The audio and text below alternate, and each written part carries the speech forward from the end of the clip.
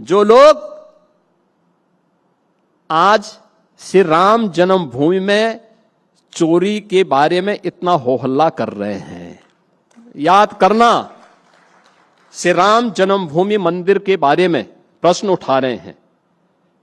घटना जो भी घटित हुई दुर्भाग्यपूर्ण थी और ट्रस्ट के द्वारा जो सिफारिश की गई उसके अनुसार, जो अनुरोध किया गया उसके अनुसार एक एसआईटी उसकी जांच कर रही है, उस पर कार्रवाई भी हो रही है, उसमें कोई वो नहीं।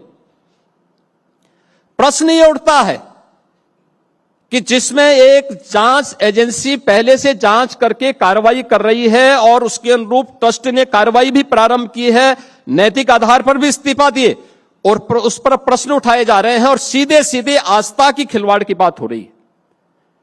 आस्था के साथ खिलवाड़ हो रहा, हिंदू धामों पर प्रहार हो रहे हैं। एक तरफ वह लोग हैं और आस्था की बात वे लोग कर रहे हैं, चोरी की बात वो कर रहे हैं जो इन गरीबों के हक पर डकैती डालते थे। अयोध्या की आस्था की बात वे लोग कर रहे हैं जो हनुमानगढ़ी में नमाज पढ़वाने का काम करते थे, हनुमानगढ़ी जैसे पवित्र स्थल पर।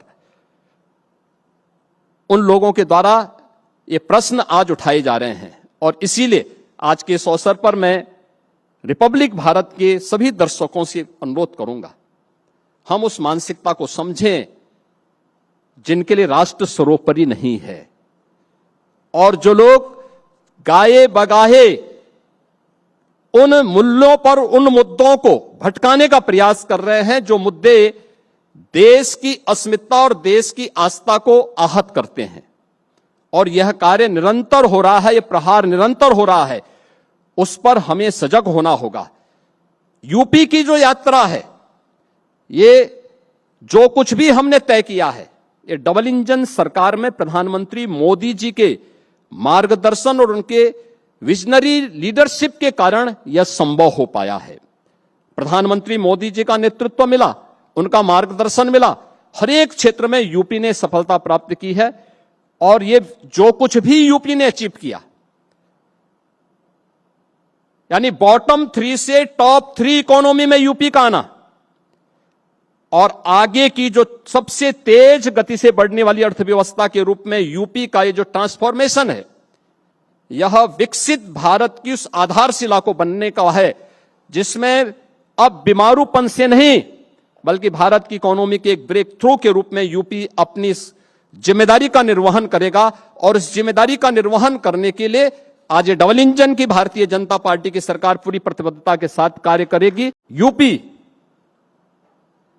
की कानून व्यवस्था और यूपी की सुरक्षा की स्थिति 2017 के पहले क्या थी? यूपी में हर तीसरे दिन एक दंगा होता था।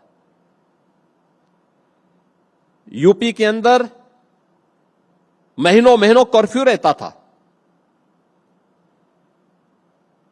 उत्तर प्रदेश के अंदर ना बेटी सुरक्षित थी ना व्यापारी सुरक्षित था। यूपी के अंदर 35 से ज्यादा जनपद ऐसे थे जहां पे हर बड़े परिवार ने अपनी बेटी को या तो घर के यूपी के बाहर किसी हॉस्टल में या रिश्तेदार के यहां रख करके वो पढ़ाई कराता था या फिर बेटी की सुरक्षा को ध्यान में रखते हुए स्कूल भेजना ही बंद कर दिया था। कोई व्यापारी घर से निकलता था तो ईश्वर से प्रार्थना करके निकलता था कि पता नहीं मैं शाम को अपने परिवार का मुंह देख पाऊंगा कि नहीं देख पाऊंगा। किसान अपने खेत में जाने से डरता था।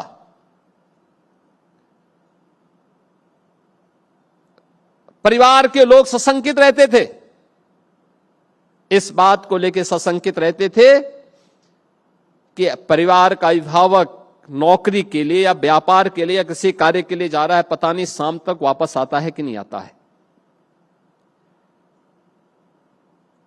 ये यूपी की पहचान थी और ये यूपी के अंदर होता था। देश के अंदर कहीं विस्फोट होता था, यूपी का नाम जुड़ता था। खामियाजा यहां के युवाओं को भुगतना पड़ता था। दंगाइयों को मुख्यमंत्री आवास में बुला के सम्मानित किया जाता था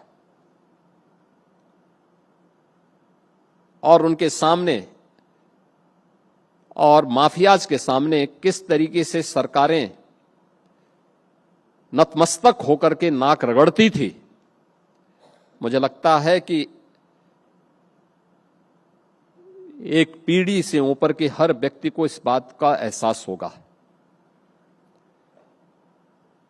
नई पीढ़ी को इसकी जानकारी अभी नहीं होगी, लेकिन नई पीढ़ी को इन सब बातों के बारे में बताने की आवश्यकता है कि आज से 10 वर्ष पहले यूपी की तस्वीर क्या थी, यूपी की पहचान क्या थी।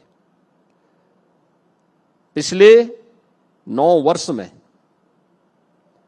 दंगा मुक्त, कर्फ्यू मुक्त, उपद्रव से मुक्त एक उत्सव प्रदेश के रूप में उत्तर प्रदेश ने अपनी पहचान बनाई है।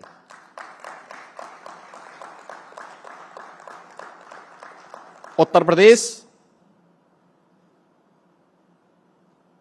अब बेटी भी सुरक्षित है और व्यापारी भी सुरक्षित है।